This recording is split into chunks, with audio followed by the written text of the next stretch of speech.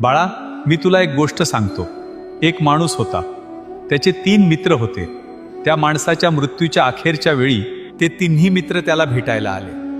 माणसाने तिघांना प्रश्न विचारला, बाबांनो, आयुष्यभर तुम्ही माझी साथ दिली, आता मृत्यूनंतरही माझ्यासोबत राहणार का?